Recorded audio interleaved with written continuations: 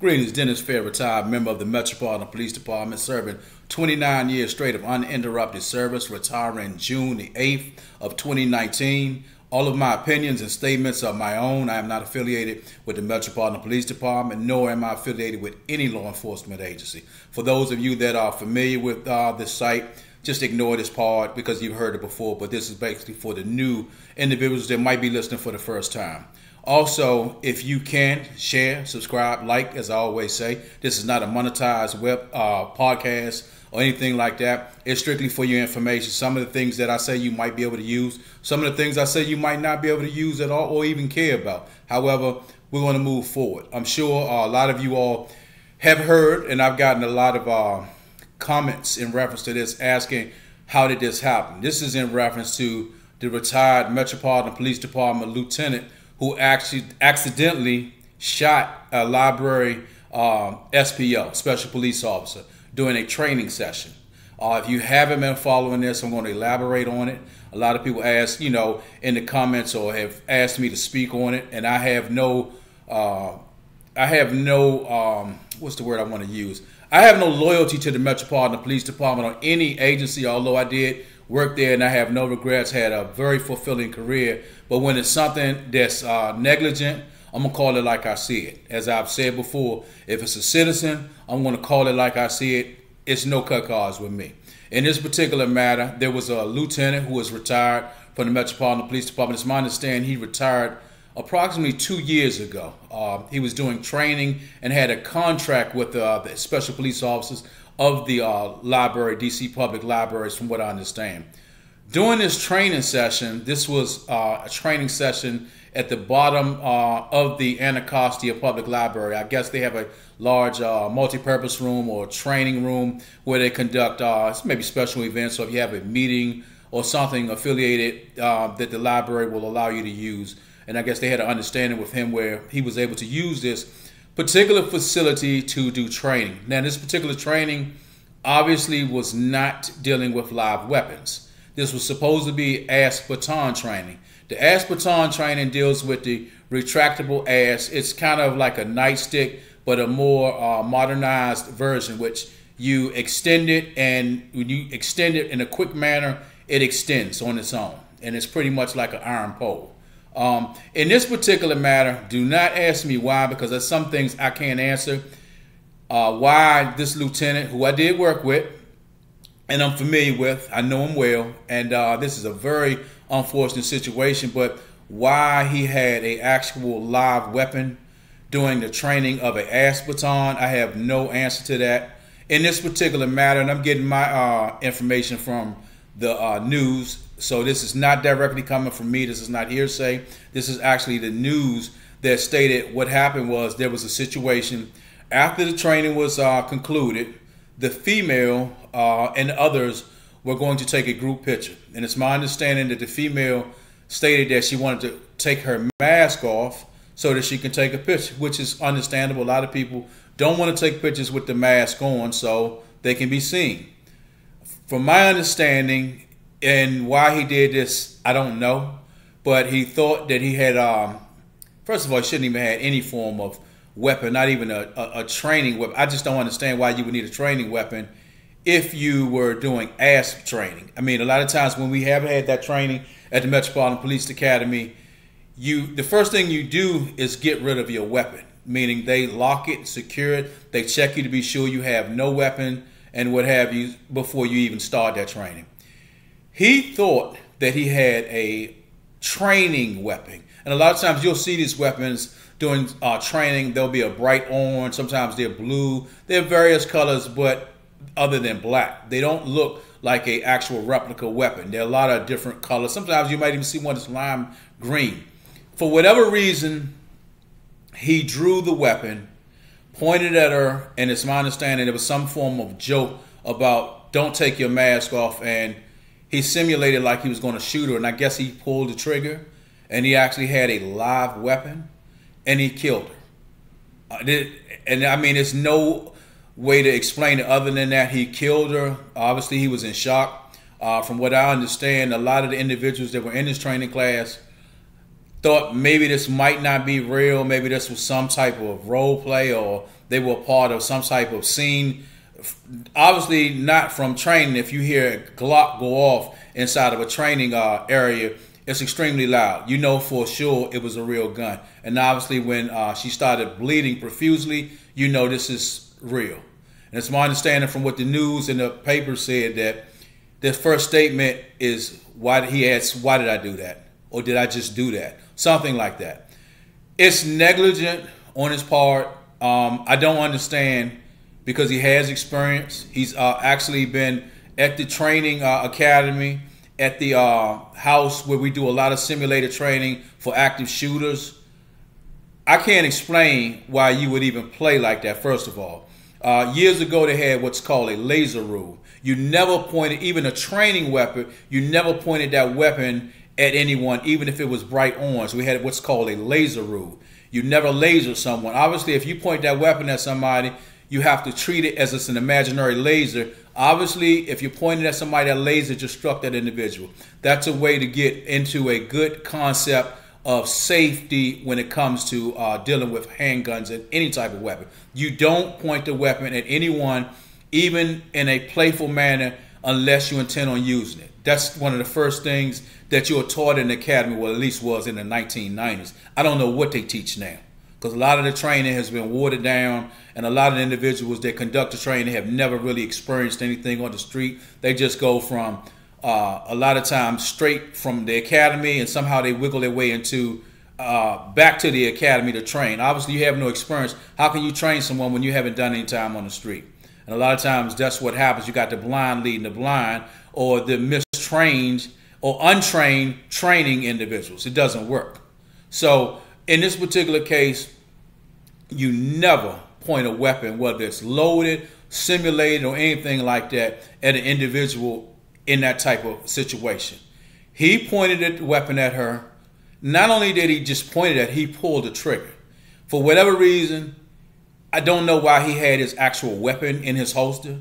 He thought he had the simulated weapon, which would be the orange weapon or green weapon in his holster, and he had his real gun. Why he never locked that weapon up or had that weapon securely where it wasn't in the same actual area where they were trained, I can't answer that. It's an accident. Obviously, there was no intention. In this particular case, he has been charged with negligence, in reference to it, negligent manslaughter or what have you. It's going to be a problem. It's not the time to get arrested or charged with anything like this if you're a police officer, because obviously with all the situations with the George Floyd, the Breonna Taylor case is still individuals being charged. This isn't the time to be doing something negligent where it's actually your fault, because they're going to 9 times out of 10 stick it to you. And as they should, because you have to look at it, if it was my daughter, or your daughter, or your son, or one of your relatives that has made it and been productive in life. And it's my understanding this female was 25 years old. This 25-year-old female, from what I understand, had a 4-year-old son and had purchased a home. Most people do not purchase a home at 25. That's rare.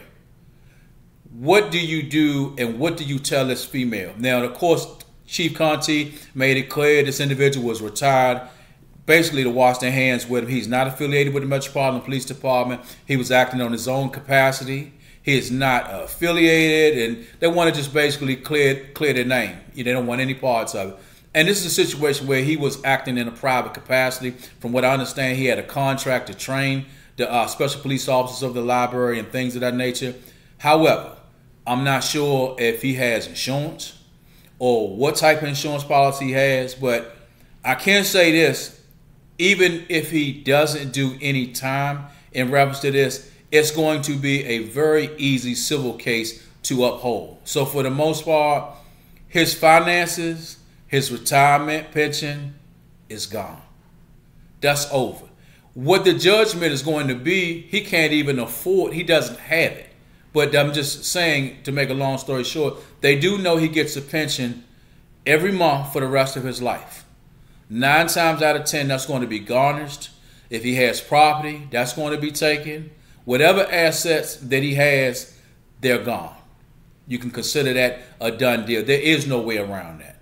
And again, you have to put yourself in a situation, and I'm not biased because I was a police officer, and that's what I often tell anyone that watches this podcast. I'm not biased, and I'm not going to actually make excuses for somebody that screwed up. It's unfortunate because regardless, you shouldn't have been playing under any circumstances. If it's a training session, there should be no playing with a simulated weapon or a real weapon. It's not a joke. You treat every weapon as if it's a loaded weapon.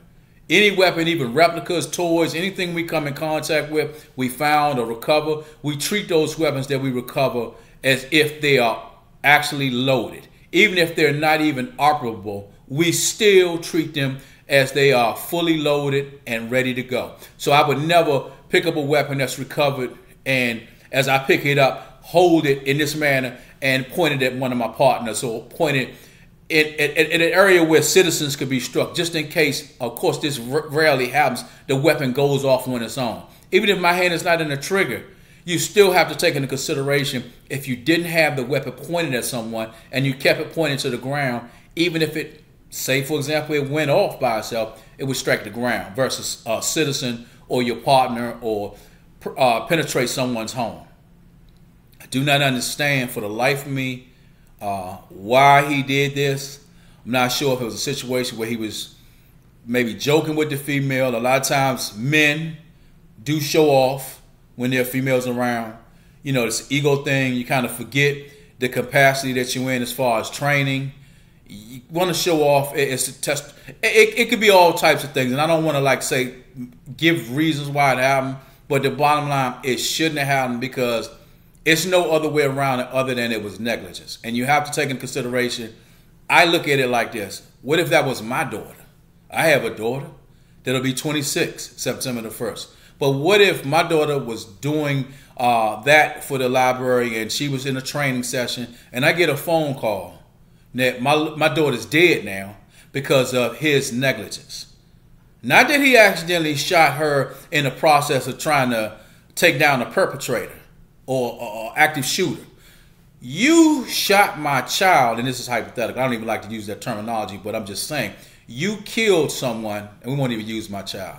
But we put ourselves in that situation because it could have been any one of us. If your daughter or son chose that occupation, imagine getting that phone call that your daughter or son has been productive throughout life, maybe got into a little few situations growing up, but has turned their life around and is productive, purchased a house at 25. You got so much to be proud of. You can tell, hey, she's a library in the library as an SPO, he's training, doing good, just bought a house. And you get a phone call that you need to come to the hospital and they can't tell you right now what's going on, but they need to come to the hospital as soon as possible. Normally when you get that kind of call and they're not going to really tell you specifically what's going on as far as the condition, it's not a good sign. It's not a good sign. It is not a good sign, and it is nothing worse than having to tell a parent or family member that their loved one is no longer here. I've had to do it many times. It's not a way to do it that's proper. There's not a way to do it that's not right or right. It's one of those things that you have to do in law enforcement that the Metropolitan Police Department, maybe they do it now, they do not prepare you for it. There's no training on how to tell someone or family members that their loved one is unfortunately deceased.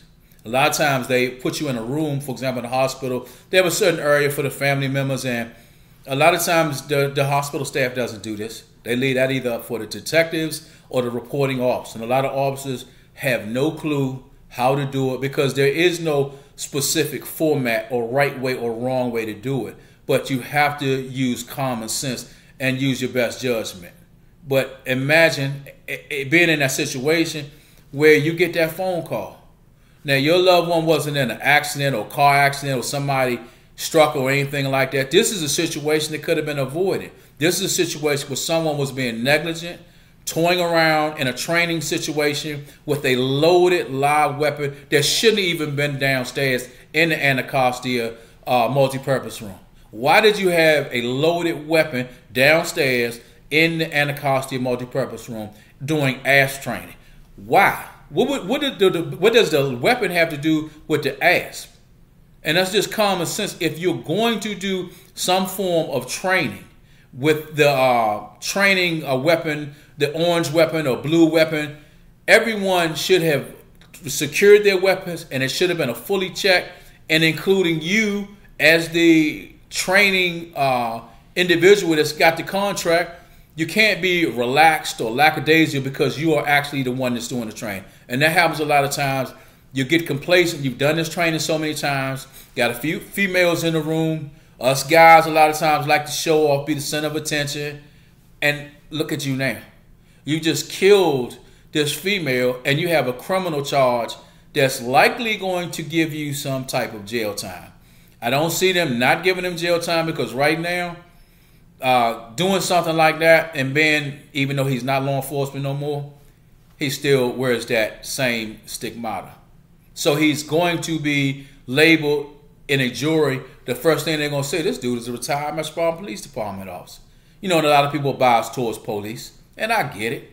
You got a reason to be sometimes, but you still have to use common sense and good judgment. All police officers are not the same. On the same note, this situation, again, could have been prevented. This was negligence. This was basically playing around in a training situation that you just don't do. It's a training situation. It's not time to play. You're there and you're getting paid to do a job. Nobody says you have to act like you're in the Marine Corps and just scream at everybody and just have no personality, but you can't deviate away from the policies and the rules. Why do you have a loaded live firearm inside of training for ASP baton, which is basically a newer version of a nightstick for those that don't know what the ASP is? Basically, you have a newer version of what's called the ASP baton. It's retractable. Why would you have a live weapon, or why would you have a weapon at all if you're just training for the ASP? There's no need to have a weapon. No one should have had a weapon. Maybe you just have the ASP baton and the holder for it, you know, to train on specific strikes, your clearance strikes, and these things. But it makes no sense. And it's unfortunate, because I'm being honest with you, there is no good end to this. There's nothing that can come out of positive. Regardless of what happens, he's got to live with this for the rest of his life. And I'm being honest. At this point, it's not a lot he can do, but I don't know if they've taken his weapon from him. But knowing him, he's never been in a whole lot of situations, you know, as far as any types of discipline. At least he wasn't when I worked with him. But for someone to have this type of charge against him, where you basically kill someone, suicide, a lot of times when officers are put in this position, a lot of times that's the first thing that comes to their mind, because he's never been in this position, and I don't want to see that happen. But on the same note, that wouldn't surprise me either, because he's facing a uphill battle. And I don't mean uphill like a hill. I'm talking about uphill as in climbing the Empire State Building. You're not going to get to the top, meaning there is no bright day. There is no sun. There's just going to be some dark times, because 9 times out of 10, they're going to give you some time. And if they don't give you some time, your finances for the remainder of your life are over with, because you don't have the finances 9 times out of 10 as far as an insurance policy that's going to cover whatever the judgment is. There's going to be a judgment.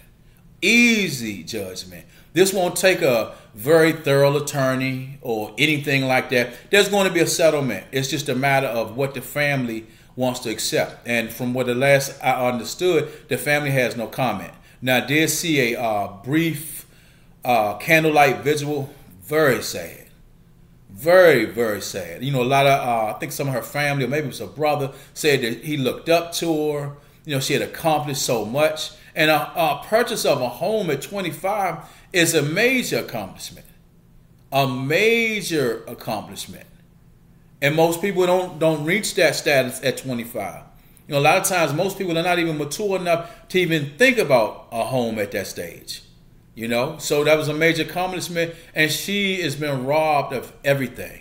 And like I said, I just can't imagine what her parents and family and loved ones are thinking, siblings. you basically caused this girl, where you basically took her life in a negligent scenario. This wasn't a situation where something was being robbed and you fired at the assailant and you accidentally struck her. You were horseplaying with a live weapon. You thought you had a training weapon inside of your holster. You drew your real weapon and pointed it at her and pulled the trigger. Even if it was a training weapon, why would you pull the trigger? Why would you even point it at her? You know, I've done training with him. I've done in-service training with him over at the academy when we had to go through the house and do the clearances and, you know, dealing with the active shooters and the traffic stuff. I've dealt with him on that level, and he was extremely proficient. There wasn't a whole lot of playing doing that training.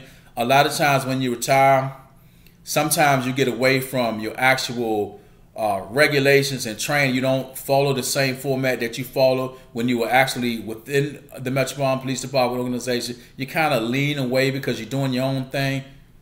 It doesn't work like that. It doesn't work like that at all. And I'm just lost for words because, like I said, I know him. And I'm not going to throw his name out there because it's obviously in the papers. You can Google it. But this is a situation you don't bounce back from. This female has lost her life over some foolishness, some basic incompetence, nonsense, stupidity. Why would you point the weapon at her? What caused you to do that? I mean, I just don't get it. Like I said, you showing off. I'm just going to throw every scenario I can think of because regardless of what the scenario was, I think his statement was, did I just do that? Yeah, you just killed her.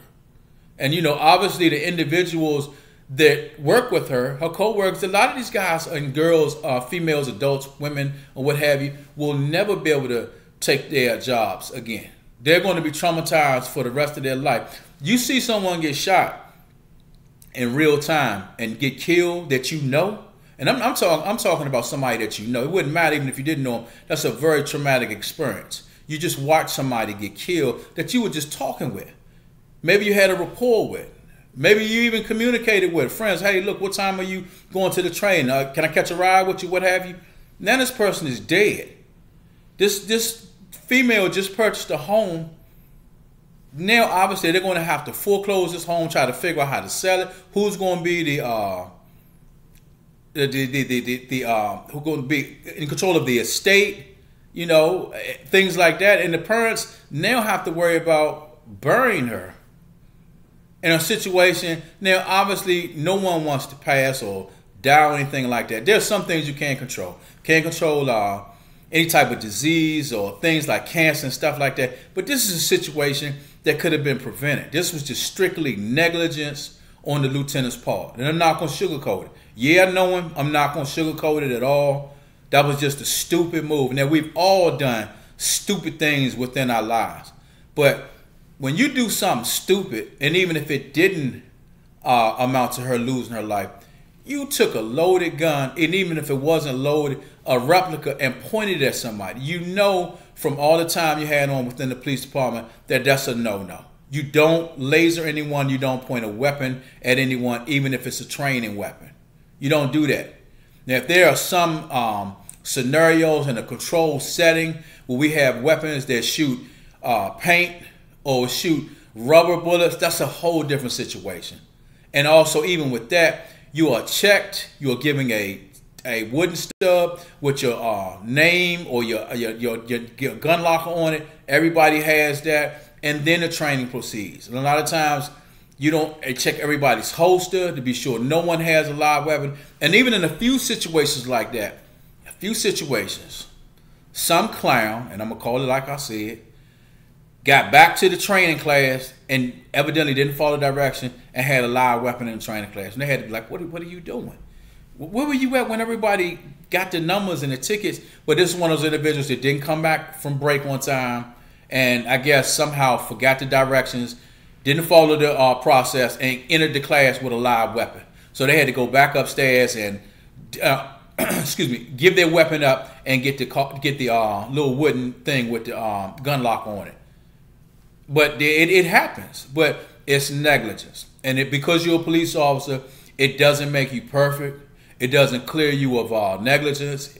We got some officers, and I could call some names if I really want to, that have done some stupid things, some real stupid things. And this is unfortunate. Like I said, I know him, but it doesn't give him the escape from being stupid in this situation because you cost somebody their life. And when you take this child's life, and she's a child to me because I'm 53, she's 25. My daughter will be 26 September the 1st. So I look at her as a child, although she's a woman, but you just took somebody's life. And when you take somebody's life, regardless of how, in a negligent way, you've taken a whole lot of lives. Those parents, a lot of times, when you lose a child, you're never the same again. And a lot of people might be watching, they have lost a child. If you haven't lost a child, you have no idea what it's like. Now, I haven't lost a child of my own blood, but my wife lost a child, and that was my stepson, and I treated him the same as I treated my daughter. So I know what it's like on that level, but I don't know what it's like to lose a biological child of my own, and I don't want to find out. But believe me, I know what it's like by seeing what my wife goes through. And trust me, if you haven't lost a child, you have no clue. You have no idea what it's like. And I can't imagine what they're going through, because this is a situation that could have been prevented. This is not a situation where, she fell asleep, just drove off the road or something. This is somebody's negligence. Somebody's negligence that was supposed to be proficient, that was supposed to be competent, that was supposed to be obviously trained enough to have a contract with the SPOs of the library that could conduct this training. And I'm sure he's probably done it before, but a lot of times when you're doing these types of training, you get complacent. And if you are complacent, you start to skip rules. You start to play a little more than you're actually training. And I have no idea what type of insurance he has. I'm hoping he has some form of insurance, because if he doesn't, that's going to be another trick bag he'll be in if he doesn't have insurance. A lot of times, because we're with the Metropolitan Police Department, we're former Metropolitan Police Department officials, whatever, we think we can kind of like skip a few steps. Maybe don't get insurance, or maybe get insurance, and once we get that contract, cancel it. I'm not sure if that's the case. Regardless of what types of insurance he has, it's not going to cover what he's up against. Obviously a lot of times these insurance policies cover if you are injured or somebody gets maybe fractured wrist during the process of the training, it's aspartame or what have you. But there isn't too many insurance policies that's going to cover you from a legal aspect when you kill someone in a negligent manner. And a lot of times there's also fine lines and clauses in these insurance policies, like, for example, life insurance. Depending on what type of life insurance you have, they will give you a test for AIDS and various other situations, cancer. They give you a lot of tests because obviously insurance is a business. It's a big business, and they don't want to take a loss if they don't have to. Now, obviously, if something happens to you, they got to pay out. But if there's a situation, for example, they'll ask you, do you smoke? They're not just asking you that for the hell of it. There's a reason why they ask you that. Because if you smoke, it's a good chance you're going to be a liability. 9 times out of 10, you're going to come down with emphysema or cancer or some other lung disease, and that's going to cost them to have to pay out sooner than they want to. And they're not going to make no money off you. They're going to end up paying out. It's a business. They're not in the businesses of helping you. They're not in the business of taking losses. So things like this, in these types of policies, there are a lot of times there are clauses in these policies that specify little clauses. And a lot of times you don't pay attention to it. Just figure out, okay, I got insurance, I'm good to go. But in a negligent situation where you bought on this, sometimes you're not even covered because this is negligence. And in these particular scenarios, there are some clauses that make the policy inactive when you do something stupid. Like, for example, in a life policy, a lot of times, life insurance, suicide. Depending on some policies, there's no payout for suicide for some policies. So, a lot of times they'll want to know if you had any mental issues or have you been institutionalized for any type of situation dealing with mental problems or anything like that. They ask you these types of questions when you're getting a policy, just to find out where your mental status is. But in this particular case, being a prior police officer, that doesn't help. That doesn't help at all. And I mean, I hate to say it, but you're almost guilty before you even go before, because obviously they just charged the individuals that were affiliated with the George Floyd situation that were just there. A lot of them were just there. They got charged. Now, just also the Breonna Taylor, they finally charged those individuals. And a lot of times people ask, well, how did they charge them? How do they know who shot? And it's basically ballistics. They can determine which bullet came from which barrel and match those up and find out what bullets entered her and what bullets killed her. It's somewhat of a process, but it can be done, and obviously it's been done because some of those individuals have been charged. It's not a game, and to do something like that, you have to be proficient. You have to be very specifics when it comes down to the rules. You can't deviate. You can't become playful and things of that nature. Something like I said, in this particular case, he's probably been doing this training for a long time, got a little comfortable, maybe been a situation where he had eyes for the female. I mean, I'm just telling you like it is. I've seen situations doing training where you could tell some of the instructors kind of have eyes for certain officers and kind of a little more playful than they should be. A lot of jokes they say, well, back then. You definitely don't want to say this now because it's a much more sensitive area and there's a whole lot of Me Too movements going on. And not only that, it's just not professional when it comes down to joking with a female or male when it comes down to certain types of jokes. You're there to do a job. You're there to train.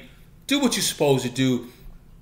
And that's it. That way nobody has any complaints. Nobody can say, okay, well, this guy was all in her face, smiling and grinning. They just kept playing, going back and forth.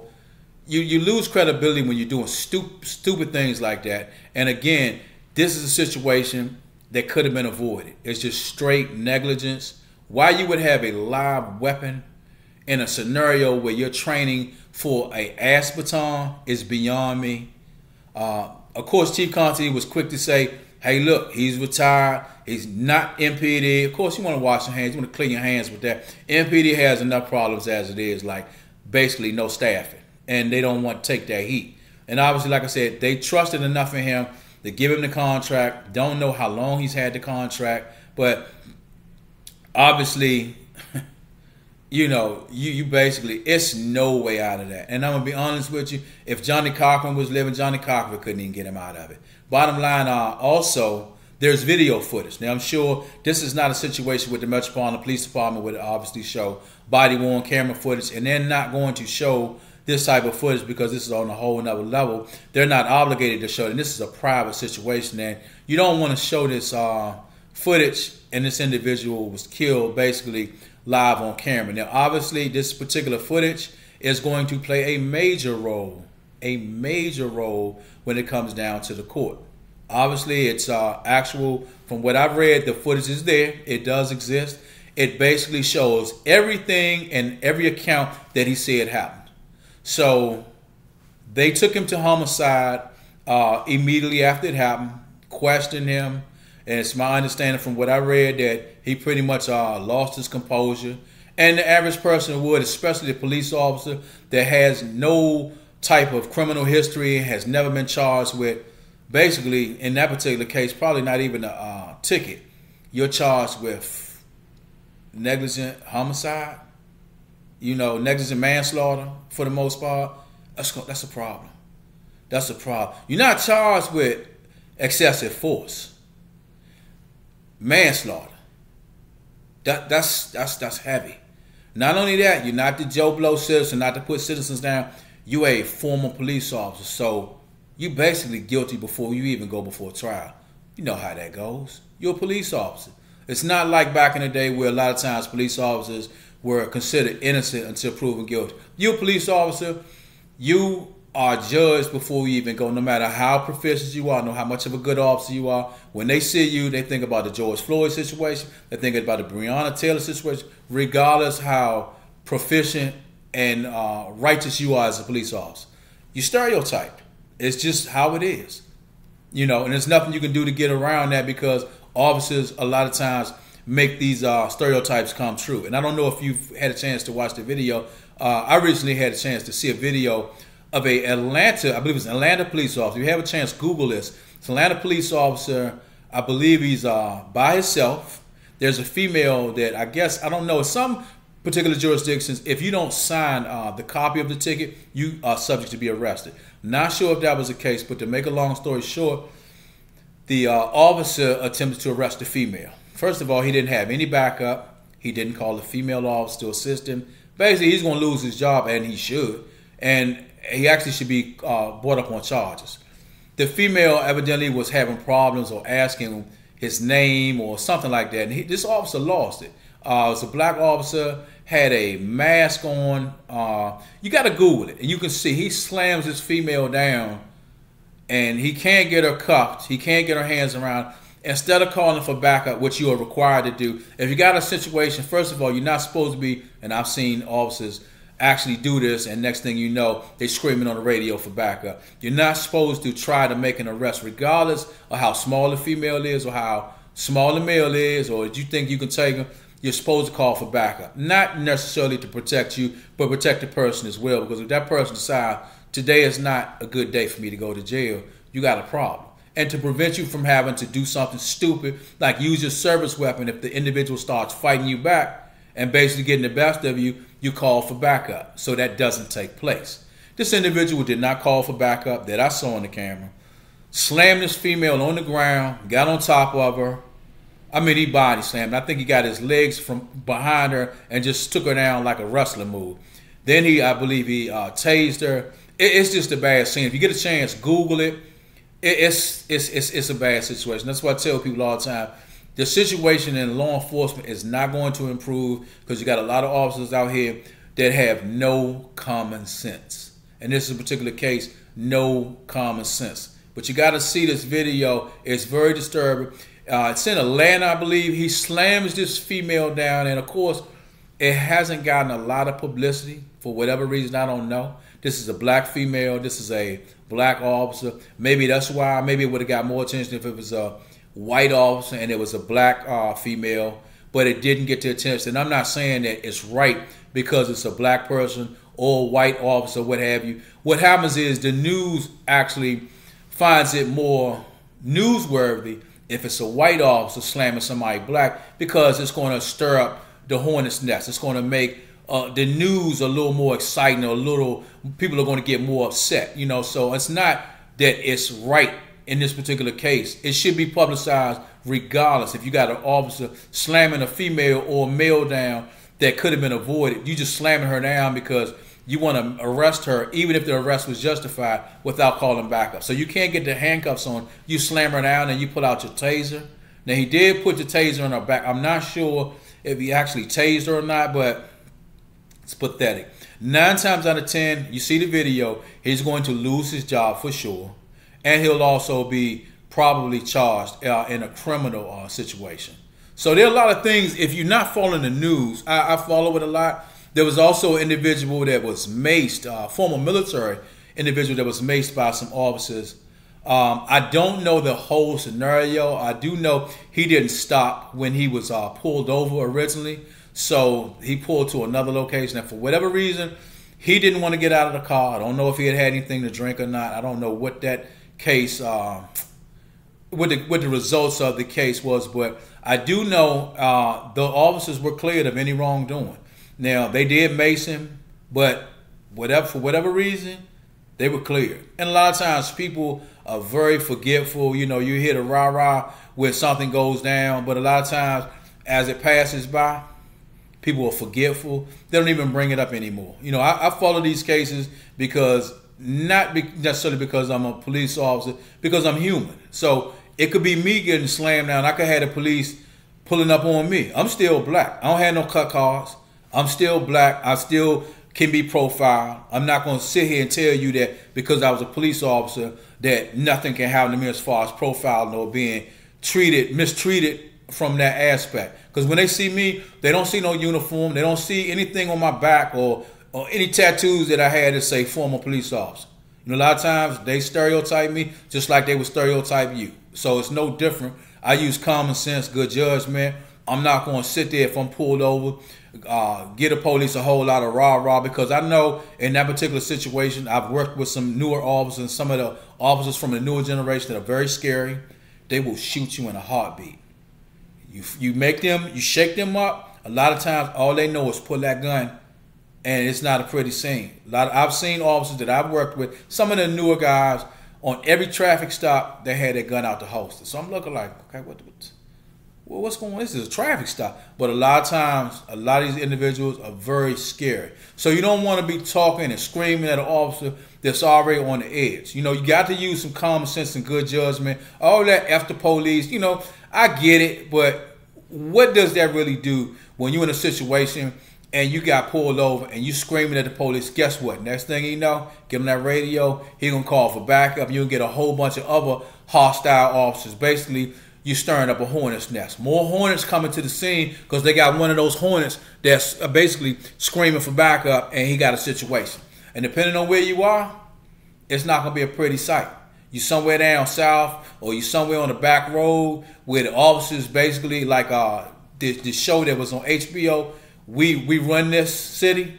That's something that if you do have access to that particular, I think it's on HBO. I'm not sure if it's still on. That's one of the most accurate forms of law enforcement that I've seen in a long time. Other than the homicide scene that they had in the alley, that scene would have been much bigger. But that's some technical stuff that obviously I would notice from being in law enforcement. But a lot of times, and this is totally off the subject from the situation with the lieutenant, but I just want to get into this. These situations where you have your officers that basically are in little groups or they're in little cliques, that's what happens a lot of times. A lot of times we're like, man, if you see all this stuff going on, how come you never said it's not that easy? Officers that do a lot of wrong or a lot of corrupt stuff, they in cliques. They don't even discuss or talk to a certain officer. Like I've seen officers a lot of times when I'm leaving, when I come in the locker room, they might be all talking.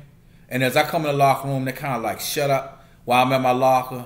And you can kind of tell it's almost like when you get in the locker room, it's crickets. I'm like, okay, these clowns were just talking and having a conversation, laughing, but I came in the locker room. Evidently, they're talking about something they don't need me to hear or don't want me to hear. And that's what happens a lot of times. These officers work in packs. So a lot of times they are communicating through cell phones. If they're just targeting a specific area, say, for example, they're going for paper tags. You know, a lot of times they're pulling people over for paper tags. Any type of violation, basically we call it fishing. If they're looking for specific types of violations like paper tags, one headlight out, or even stereotyping, you know, some young black males, and I have no cut cards. I call it like I see it. Some people might get offended, you know, former law enforcement officers might say, oh man, come on, man, why you talking like, it's real. You get profiled. If you are driving a certain type of vehicle, you get profiled, and you don't always have to be black. If you are somebody that's white and you're in a predominantly drug area, you're going to get pulled over, because the first thing they're going to look at like, why is this dude in this area? This is a known drug area. You know what I'm saying? And not that white people don't buy drugs, but it stands out. So a lot of times you may get pulled over and you may be legitimately in the area, but that happens. It's reality. It's not going to stop. You know, it's more of a microscope that's been put down on it, but it's still going on. It's still going on every day. It's just not as publicized as it is, and a lot of them keep this low. And they communicate through cell phones. So a lot of times you might have Joe Blow officer say, hey, look, I got one stopped on Connecticut Avenue. I think I smell weed. Next thing you know, he never got on the radio. You don't hear none of these transmissions, but you ride past, it's 4 officers behind a Crown Victoria. You're like, I ain't hear this come over the radio.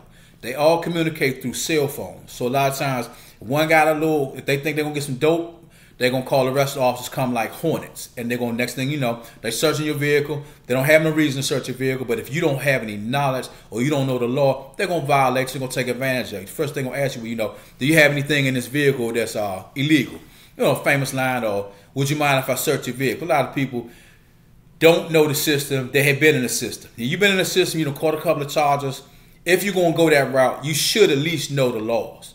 You know what I'm saying? You should at least know what the police can do and what they can't do. And a lot of times, that's one of the reasons I do some of these videos, because I'm not telling you what to do. You got to make these decisions yourself and be accountable, because when you get jammed up, you brought it on yourself. You know what I'm saying? But at least have enough sense to know if you're in the streets know what the police can do and what they can't do.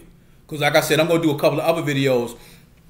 I got a couple of ones coming out. Message to the youth, message to the parents. And there's going to be some stuff that's probably going to sting a little to some of the parents. It's going to sting a little to some of the young people reading it, because it's kind of frustrating when you think, and you have been in the court system as many years as I've been, and I see some of the youngins taking pleas to charges they don't even know what they're taking a plea to. All they know is it's a lesser charge and I'm not going to do no time.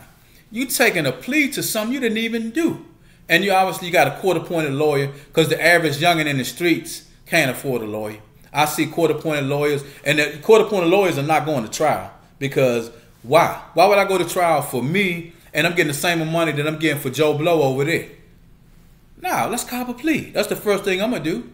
You know, and I'm going to go into details about how these youngins get railroaded, and then when the judge finally gets tired of seeing you, he sentences you to some years and send you somewhere far, where it's nobody from D.C.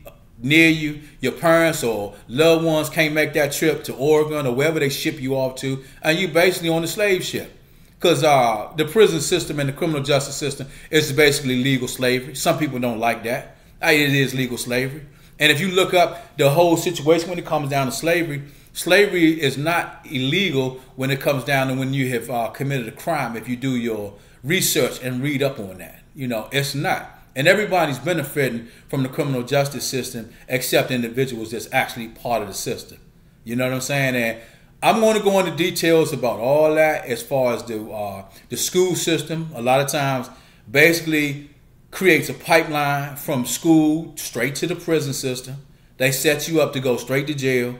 You know what I'm saying? No get out of free jail card like Monopoly. You're going straight to jail. And a lot of times youngins take it as a rite of passage to get a charge. You know, years ago when I was coming up, parents had so much pride that if one of your cousins or somebody got locked up, they would go ahead, and a lot of people watching this probably remember this, they would say, he's down the country, he's down North Carolina, he's down South Carolina. Nah, he really locked up. But back in the day, people had pride. Nobody wanted to be affiliated with you if you were in jail or got locked up. I remember parents not wanting their children to be around other kids who got locked up. Now it's a little different.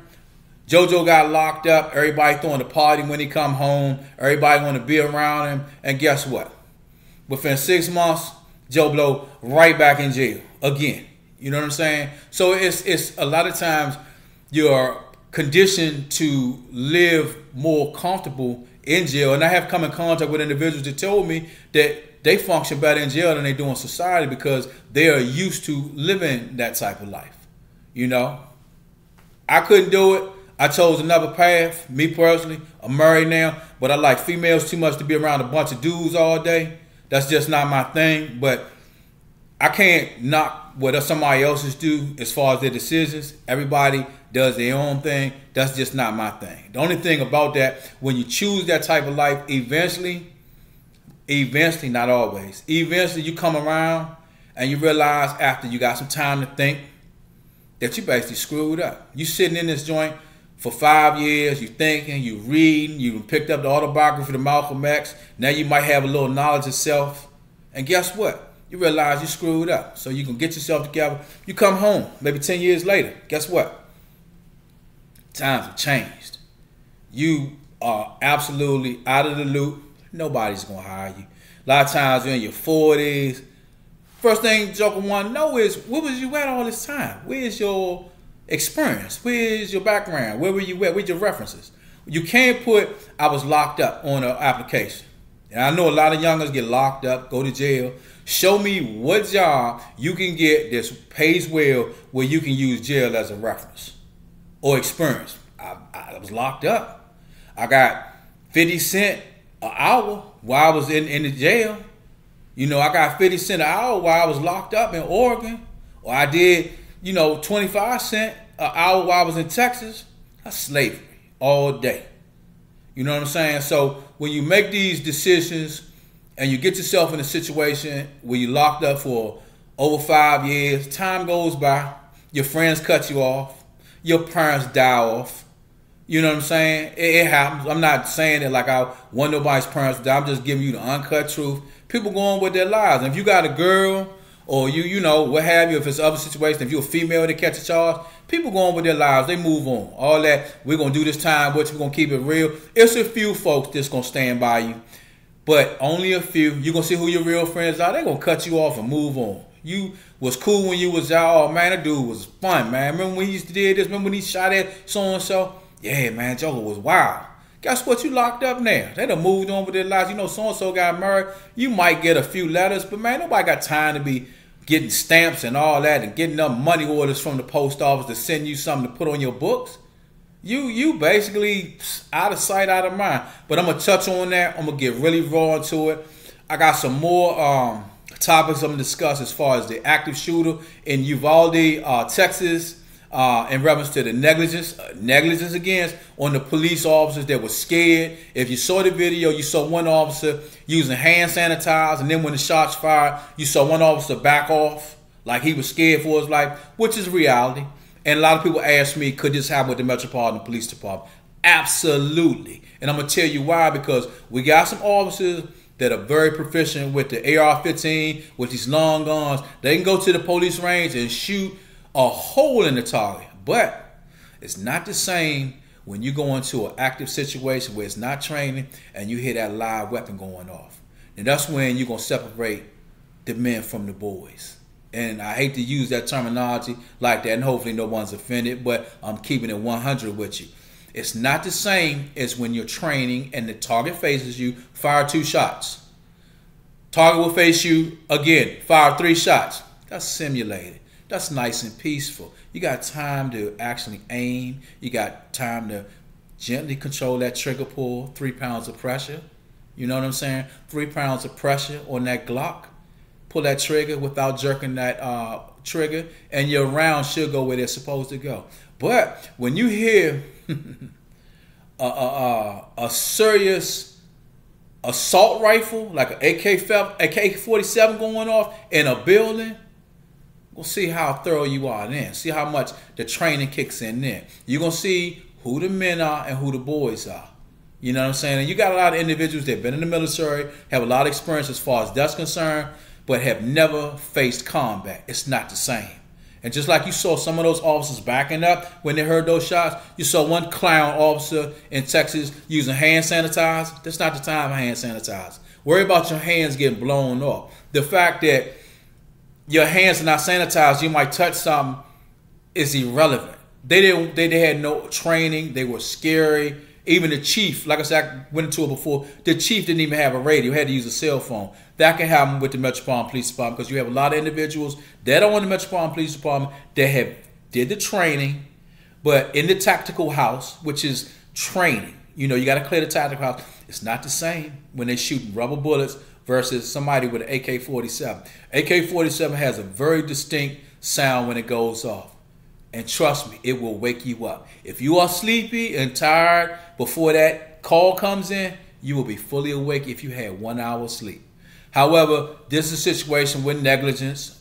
Children died in a situation that obviously it possibly couldn't have been prevented, where as many children, as any deaths, but some children could have been saved anytime you wait 77 minutes before you enter the building. Like I said, and I'm going to go into details on that because there are a lot of things that parents and children need to know. You need to tell your kids in reference to active shooting. Some of the things to be aware when different students start to act weird, because sometimes you have no idea when this is going to happen. And a lot of people say, well, that could never happen in my school. You know, my child goes to this particular school and those kids are not like that. Maybe we get fights and stuff, but no, it could happen to your school. The only thing is you're only a scenario away from it happening to your child's school or your child. I'm being brutally honest. You are a scenario away from it. The thing is, you need to prepare your kids for, if it does happen, what to do. Run in a zigzag formation.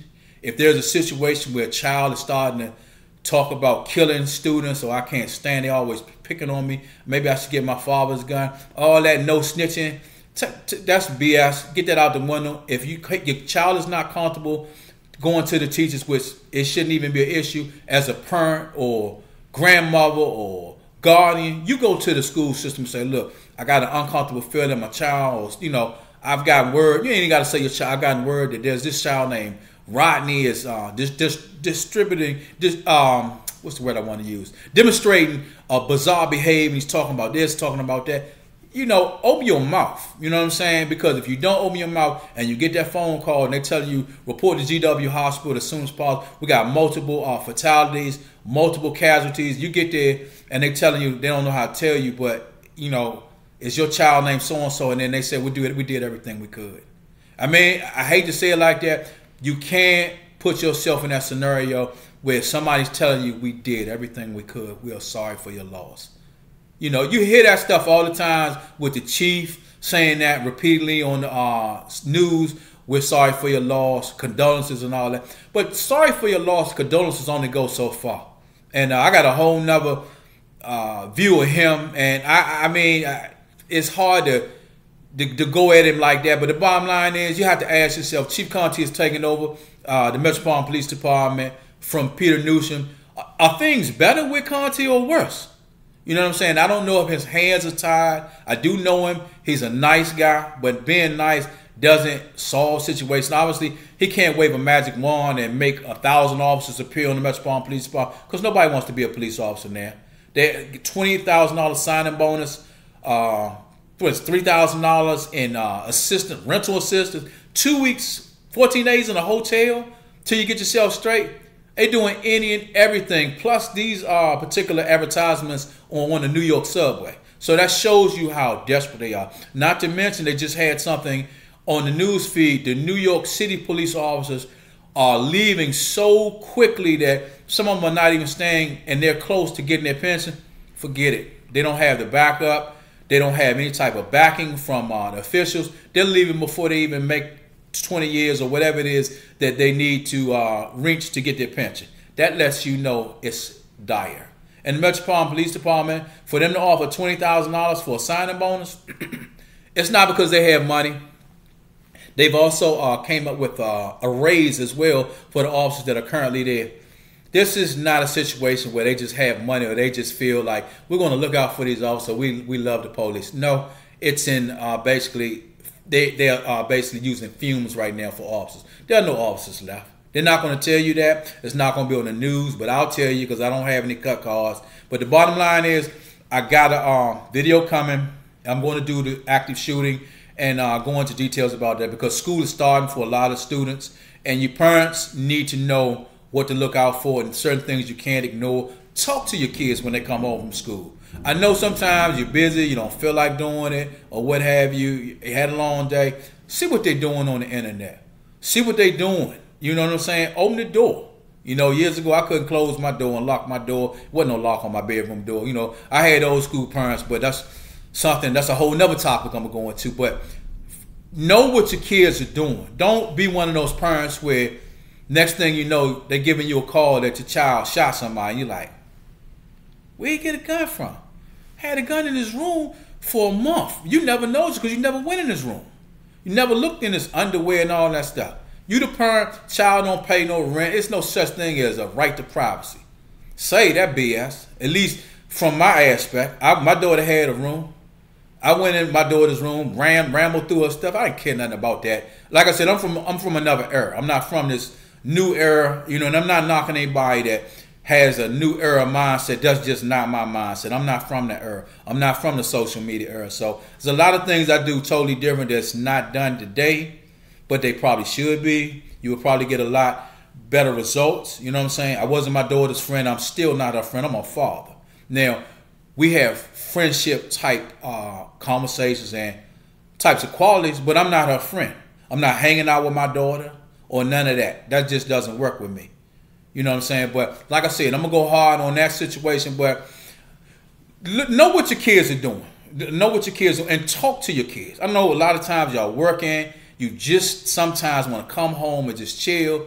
Find out if your kid did their homework. Find out what the grades are. Build a rapport with the parents. I mean, with the teachers. You know what I'm saying? Don't take a whole lot to email or get a teacher's email. It's not like back in the day where you had to go to PTA meetings like my mother did. You know what I'm saying? Which I still think you should do. You should have a one-on-one relationship with that teacher because when my mother was alive, she went to the PTA meetings and Of course, I sat there and I was like nervous as a crap game, shaking like a crap game. You know what I'm saying? Shaking like dice.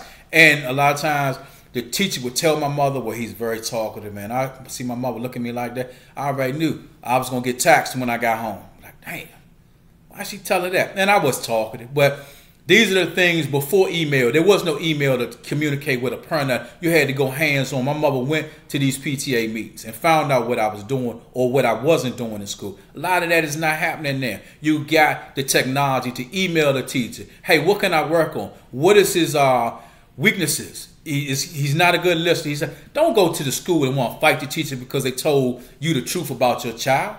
You know what I'm saying? That's sheer foolishness. Nonsense. You know? It's not always the child. I mean, it's not always the teacher that's wrong. Sometimes it's your child. Yeah, your child. You know what I'm saying? And don't get me wrong. You got some crazy teachers too. So that's even more reason why you communicate and see what page this teacher's on. You send this child to these schools and you don't do nothing. You don't do no research. Some of these are teachers, female teachers, male teachers. They touching kids. You know what I'm saying? They look. I'm gonna say nothing crazy, but believe me, the teachers that we had. You didn't think about touching you or none of that. A lot of these teachers was looking like straight witches. You know what I'm saying? But nowadays you got teachers sleeping with students, and regardless, a lot of us would have been, you know, we joke about like, man, I wish I had some of the teachers touching me back. And then we joke and play stuff out there. But regardless, that's a form of it's a sexual predator. You know what I'm saying? That's sexual abuse. That's a crime. Regardless if it's a male student that wants to be touched by older female, of course, guys are going to be thrilled by that. But regardless, it's a crime. You know what I'm saying? So communicate with your kids, and I'm going to close this out. And I got some more stuff coming. Like I said, got to go into the active shooter because school is getting ready to start, and it started for a lot of people. But the situation with retired lieutenant, it's unfortunate. There's not a whole lot I can say, but other than that was just straight negligence, straight stupidity. And his stupidity and negligence, yes, I know him. I'm going to call it like I said. Maybe somebody see this video and be like, damn, man, you talking about him like that? You used to work with. Just calling it like I see it. Bottom line is that could be my daughter. That could be your daughter. That could be your cousin. That could have been avoided. Man, you shot somebody and killed him because you was in there playing, acting like a clown. You know what I'm saying? So, bottom line is, get ready for these new videos. I got some stuff coming. I'm gonna get into it with a message to the youth. I might have one for the boys, for the young boys. Have one for the young girls. And have one for the parents. Might offend some parents. Might offend some youngers. I don't care, because if it keeps you alive or keeps you out of jail, my job is done. And you the ones that are offended, it's cool. I'll get over it. Being in the law enforcement 29 years, I've been called everything in the book from the N-word, to be politically correct, from white people. I can care less about that. The one that's offended is the one that answers to that. So I wasn't offended by it. Like, it's part of the game. You know what I'm saying? They were still in handcuffs. I still went home in the morning while they got taken down to the cell block. So it's all good, but got to have tough skin to be in this particular occupation I was in. So I'm still thoroughly tough when it comes down to the mental aspect. So if I offend some people, it's good. But if I keep somebody out of jail or out of the cemetery, my job is done. So subscribe, share, hit the like button. I'm not saying it's anything where you got to subscribe or give me any money. It's free. What hurts to just hit the like button or subscribe? You know what I'm saying? So if it's your first time, subscribe and send it to somebody else so they can listen, because you never know, something I'm saying might save somebody's child. You know what I'm saying? So give it thought. I'm out.